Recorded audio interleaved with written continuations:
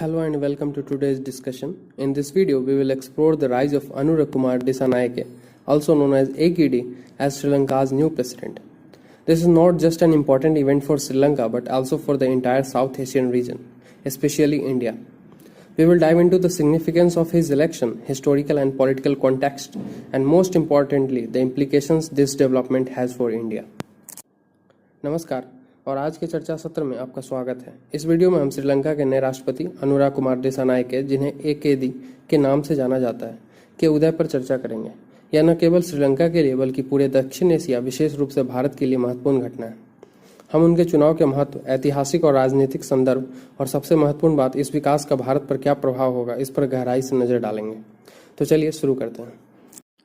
First, let's start by understanding who the एकेडी is and the historical political context that led to his rise in power. Now, who is AKD and his political background? Anura Kumar Dissanayake, widely referred to as AKD, is a 55-year-old politician who emerged from the radical Janata Vimukti Peramuna (JVP), the People's Liberation Front, and now leads the National People's Power Party. His political career is deeply rooted in Marxist ideology, and he has been a prominent figure in Sri Lankan politics for several decades. He has remained a relatively unknown figure outside of political circles, but his rise has been propelled by growing dissatisfaction with the political elite and ruling families, especially the Rajpaksha's brothers, who dominated Sri Lankan politics for years. Anura Kumar Dissanayake, जिन्हें एकेडी के नाम से भी जाना जाता है, एक 55 वर्षीय राजनेता हैं जो कट्टरपंथी जनता विमुक्ति पेरामुना पीपल्स लिबरेशन फ्रंट से उभरे हैं और नेशनल पीपल्स पावर पार्टी का नेतृत्व करते हैं। उनका राजनीतिक करियर गहरे रूप से मार्क्सवादी विचारधारा में निहित है और वे कई दशकों से श्रीलंकाई राजनीति में एक प्रमुख शख्सियत रहे हैं। वह राजनीतिक हलकों के बाहर अपेक्षाकृत अज्ञात रहे हैं, लेकिन उनकी उन्नति बढ़ती असंतोष के कारण हुई है, खासकर राजपक्षे परिवार के खिलाफ, जिन्होंने वर्षों से श्रीलंकाई राजनीति पर हावीपना अपनाया है। Now, let's delve into the historical and political circumstances that led to the AKD's unexpected rise and how this reflects a broader shift in Sri Lankan politics. Sri Lanka has been facing severe political and economic crisis in recent years, largely due to financial mismanagement and corruption under the Rajpaksha regime. The country's economic woes have been further exacerbated by heavy external debt, particularly to China, rising inflation, and the aftermath of the COVID-19 pandemic. As a result, Sri Lanka's traditional political powerhouses have lost much of their public support. AKD capitalized on this sentiment, offering an alternative to the mainstream political establishment.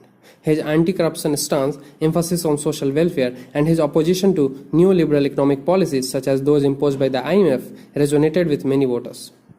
Despite being from a Marxist background, AKD's campaign gained traction across various demographics, positioning him as a fresh voice against corruption, mismanagement and economic collapse. हाल के वर्षों में श्रीलंका को गंभीर राजनीतिक और आर्थिक संकटों का सामना करना पड़ रहा है, जो मुख्य रूप से राजपक्षा शासन के तहत वित्तीय कुप्रबंधन और भ्रष्टाचार के कारण था। देश की आर्थिक समस्याओं को बाहरी ऋण, विशेष रूप से चीन के ऋण, बढ़ती मुद्रास्फीति और कोविड-19 महामारी के प्रभाव से और बढ़ा दिया गया है। नतीजन, श्रीलंका की पारंपरिक राजनीतिक ताकतों ने जनता का समर्थन काफी हद तक खो दिया है।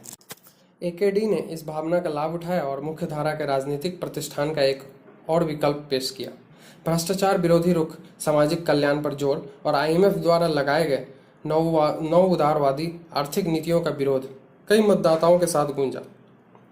मार्क्सवादी पृष्ठभूमि से होने के बावजूद एकेडी के अभियान ने विभिन्न जनसांख्यिकी में लोकप्रियता हासिल की, उन्हें भ्रष्टाचार, कुप्रबंधन और आर्थिक पतन के खिलाफ एक नई आवाज के रूप में पेश किया।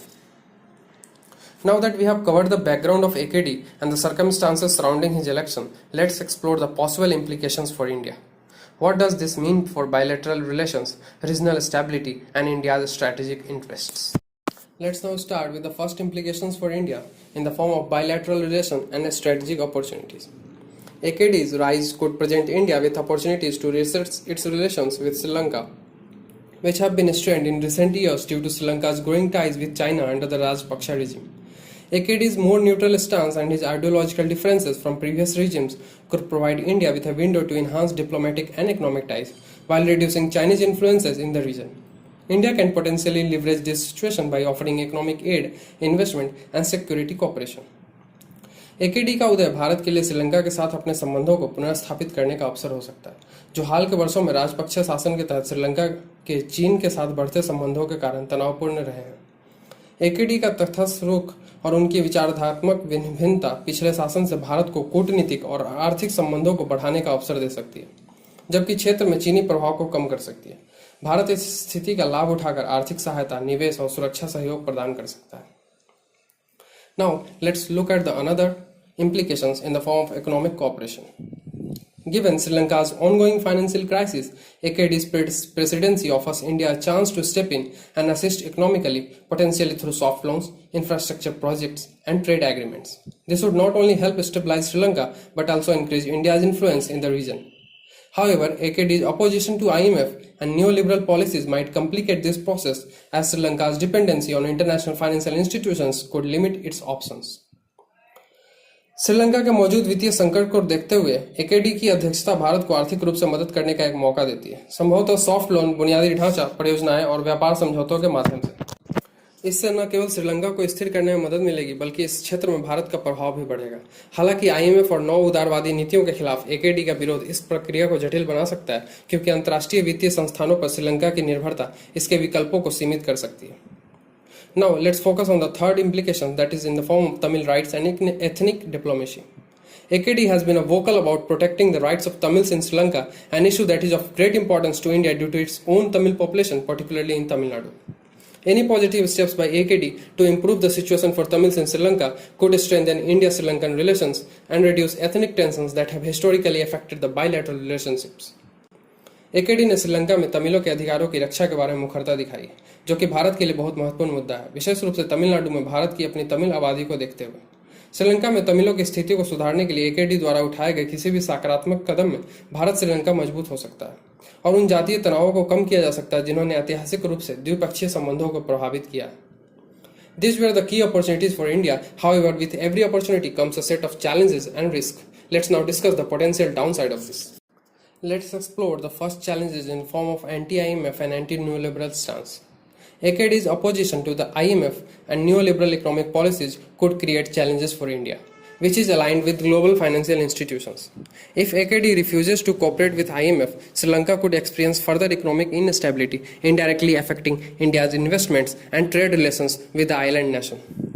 एकेडी का आईएमएफ और नौ उदारवादी आर्थिक नीतियों के प्रति विरोध भारत के लिए चुनौतियां खड़ी कर सकता है, क्योंकि भारत वैश्विक वित्तीय संस्थाओं के साथ जुड़ा हुआ है। अगर एकेडी आईएमएफ के साथ सहयोग से इनकार करती है तो श्रीलंका में आर्थिक अस्थिरता बढ़ सकती है, जिसका अप्रत्यक्ष प्रभाव भारत के निवेशों और व्यापार संबंधों पर पड़ेगा। The another one is the regional power dynamics. AKD's inclination towards left-wing ideologies may not align well with India's broader regional strategy, particularly when it comes to the balancing powers in Indian Ocean region. India needs a stable and cooperative Sri Lanka to maintain its strategic interests, particularly in countering China. AKD's unpredictable stance on regional alliances could introduce uncertainty into India's regional plans. एकेडी की वामपंथी विचारधारा क्षेत्रीय रणनीति में भारत के व्यापक हितों के साथ मेल नहीं खा सकती, खासकर हिंद महासागर क्षेत्रों में शक्तियों के संतुलन के संदर्भ में। भारत को अपनी रणनीतिक रुचियों को बनाए रखने के लिए एक स्थिर सहयोगी श्रीलंका की आवश्यकता है, विशेषकर चीन का मुकाबला करने के लिए। एकेडी की क्षेत्रीय गठबंधन पर अप्रत्याशित स्थिति भारत की योजनाओं में अनिश्चितता ला सकती है। The third one is the Sri Lanka's dependency on China. Even if AKD seeks to reduce Sri Lanka's dependency on China, the reality is that the Sri Lanka's current economic situation may leave it with little choice but to continue accepting Chinese investments, especially in infrastructure and a strategic sector like ports. This could undermine India's efforts to strengthen its influence and counter Chinese expansion in the region. भले ही एकेडी श्रीलंका की चीन पर निर्भरता को कम करने की कोशिश करे, लेकिन वास्तविकता यह है कि श्रीलंका की मौजूदा आर्थिक स्थिति उसे चीनी निवेशों को स्वीकार करने के अलावा बहुत कम विकल्प देती है, खासकर बुनियादी ढांचे और रणनीतिक क्षेत्रों जैसे बंदरगाहों में। यह भारत के क्षेत्र में अपने प्रभाव को मजबूत करने और चीनी विस्तार का मुकाबला करने के प्रयासों को कमजोर कर सकता है। The fourth one is the internal instability in Sri Lanka. AKD's presidency could lead to internal political instability if his government faces strong opposition from more conservative political factions or fails to handle Sri Lanka's economic recovery effectively. A politically unstable Sri Lanka poses risk for India, especially in terms of border security, refugee influx, and maritime challenges. अगर एकेडी की सरकार और श्रीलंका के अधिक रूढ़िवादी राजनीतिक गुटों से कड़ी चुनौती मिलती है या वह श्रीलंका की आर्थिक पुनरुद्धार को प्रभावी ढंग से नहीं संभाल पाते तो इससे आंतरिक राजनीतिक अस्थिरता पैदा हो सकती है। एक राजनीतिक रूप से अस्थिर श्रीलंका भारत के लिए सुरक्षा, शरणार्थी संकट और समुद्री चुनौतियों के रूप में जोखिम पैदा कर सकता है। Now, from knowing the challenges, let's focus on the conclusion. What do we conclude from this? In conclusion, AKD's presidency in Sri Lanka presents both opportunities and challenges for India. On one hand, it offers the chance to reset relations, increase influence, and advocate for Tamil rights. On the other hand, AKD's anti-IMF stance, potential internal instability, and continued Chinese involvement in Sri Lanka's economy may pose significant challenges for India's regional strategy.